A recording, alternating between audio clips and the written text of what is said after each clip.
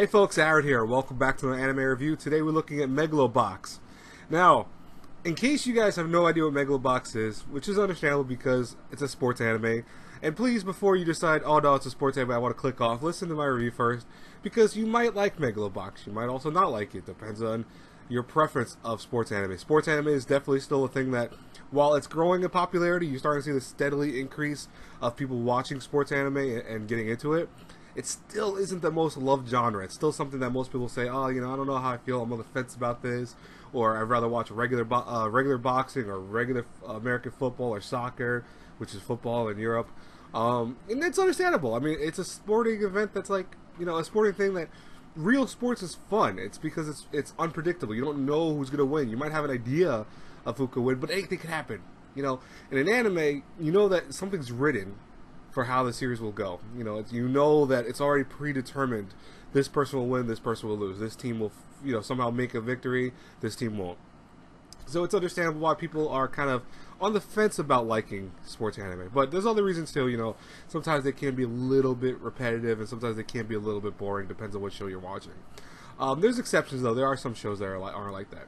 But if you have no idea what Megalo Box is, let me inform you of that.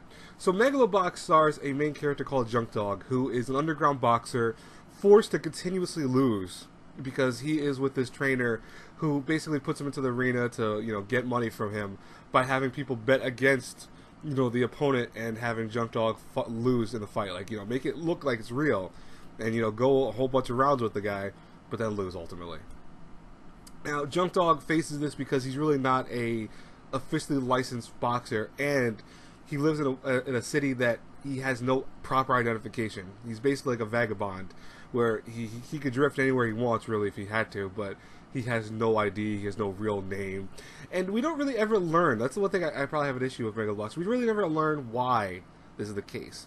We don't understand maybe why his parents maybe didn't adopt him, maybe he was adopted, maybe he was an orphan, or that. It's like we don't ever really fully understand it. We get glimpses of things here and there, but I think I might be actually inaccurate about that. If I am, I'm sorry about that, events. But I think maybe they do have one episode where they do briefly talk about his past. Like, I mean, brief. Like, it's like 2 sentences long when he's talking to one of the young characters of the show. But I don't think it's ever beyond that. Like, it's not where you learn too much information about him, because for the most part, it's not important. The main focal point is that he's someone that has the ability to fight, but he's always constantly told to lose on purpose, because lo and behold, that will keep him from getting in trouble, and also let him still be in the ring where he loves so much. Now, the biggest thing about Megalo Box is that it's not a typical sports anime, or a boxing anime, I should say, or even a boxing story. It has a sci-fi theme to it, where characters in this world that are boxers have gear, which is this like armorized arm things that they can put on. They put it on their back and chest, and it goes around their arms. It's kind of cool. It reminded me of, like, not, I don't want to say Real Steel, but like something where you could have this what is it? I think it's Olympian or Olympius. There's a movie with Matt Damon that came out way back when, and I forgot what the exact name of it was, so I do apologize for that, but and I think it was Olympius, but whatever. In that movie, he at one point gets like all this armor on his body, and it reminded me that his arms had this, these metallic things coming out that allowed him to like punch things harder.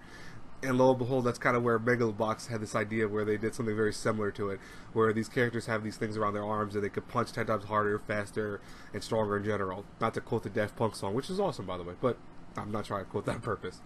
But the thing is that, what's interesting though is that he's tired of that. Junk Dog is tired of these fake fights, and he's tired of being this guy that just has to fall every time. So he decides to enter Megalonia, or he decides to get towards Megalonia, which is this giant boxing tournament of all these people that fight each other, get higher in the ranks, and then only the top 4 can go into Megalonia and fight each other to see who's the best boxer, ever. And it causes a thing where all of a sudden stuff starts happening around him. He gets a real ID, he gets a name, he goes into the boxing ring, loses his gear because, the story decided not to have him with gear, be the only one that fights without gear till at least the end. I'm not going to spoil the ending, but kind of obvious what happens with that. But you know, and that's probably where we have the first major issues in the greatness of Megalo Box. Megalo Box is one of those shows that in the beginning, the very first several episodes, it will wow you. It has some phenomenal music. I love the music from Megalo Box. It was so great. I want to buy the soundtrack. I do plan on getting the soundtrack soon enough. It has some wonderful animation. That has a very retro style to it. Like, this looks like something almost akin to Cowboy Bebop time period wise. So it looks like a 90s type anime. But you can clearly see there's some newer aspects to it here and there.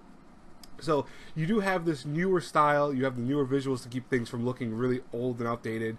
And it makes for a wonderful visual aesthetic because you're like, oh my god, this looks incredible. You know, it looks like the golden age of anime, but at the same time something that came out in 2018, not something that came out in 1990. So characters are very vibrant, they're very fluid animation-wise. You know, when they're boxing, it looks good, punches look hard and fast, and they actually do have some like depth to them. Versus something that came out in the 90s, you would see stuff and you would see cutaways and you would see like various animation styles that they had to use to almost make it where it wouldn't look as fluid, but it still looked good, don't get me wrong. But it definitely looks more modern, which is a good thing, because I think that if this show adhered to too much of the retro style, people would dislike it more. Because a lot of people I did see on forums and various websites and stuff say they didn't like Megalo Box because the visual aesthetic was something of the 90s or, you know, early anime days. And I'm like, I think that if you didn't grow up in that time period, maybe you wouldn't like that type of animation style. But at the same time, if you're like me, who I was 90s anime, like that was when I was born, it was 1990. So, you know, for me, it's perfect. That's the perfect way of doing anime because I love that style. I love don't get me wrong, 2000s anime is great too, and even more recent stuff is like amazing. But that was the golden time for me, was the 90s, and I think for a lot of people, even if they aren't diehard 90s fans, they would agree that a lot of the stuff back then was amazing. But I digress from that. Megalo Box, you know, has some strengths because of the visuals, because of the music, because of the concept, because of the fights, which are incredible. It works really well.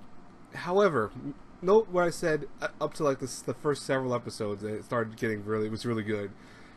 Megalo Box has an issue where it tries to do this cool sci-fi theme. It tries to do this stuff with the gear. It tries to do stuff with characters.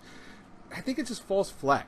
You know, it doesn't feel like any of these characters are properly utilized. Like, there are some characters we'll meet, like, I don't want to spoil names and stuff, so I'm not really saying names here, but there are characters that have, like, PTSD, for example. There are characters who lost limbs and are now fighting with gear to you know, show that they can still be there up with everyone else and still fight and kick everyone's ass, you know, stuff like that.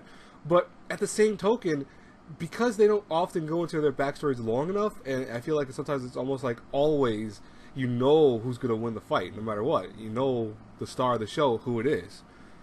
You never really feel like these fights are ever, beyond the first couple episodes, ever going to be, you know, oh my god, I can't believe that happened, or whoa, that was a surprise. It gets predictable. Junk Dog, you know, when he becomes the actual character he's supposed to be, Gearless Joe, as he's called, within like the first couple episodes, ends up falling to the ring so many times that you find it funny at one point, where you know he's going to hit the ground, you know he's going to get back up, and he's going to one-punch that guy, just like One Punch Man, and the guy's going to go down. And it happens more often than not. That's the problem with it. So, you know, Megalo Box starts becoming very predictable as time goes by, and that's a fortunate thing of it. Beyond even that, this show, at times, can also do some very weird things with its story. You know, these characters have, like I said before, so much potential to be really just, I want to say, stretched out in a good way. I don't want to say like, oh, they stretched out and it just keeps going on for 30 episodes of a character's backstory. No, but these characters had some depth to them that you could have watched a couple episodes surrounded with them, and you'd be like, oh, that's, you know, that's pretty cool or interesting. They throw it into like one episode. They go, okay, let's do as much backstory as we can on this one guy, and that's it.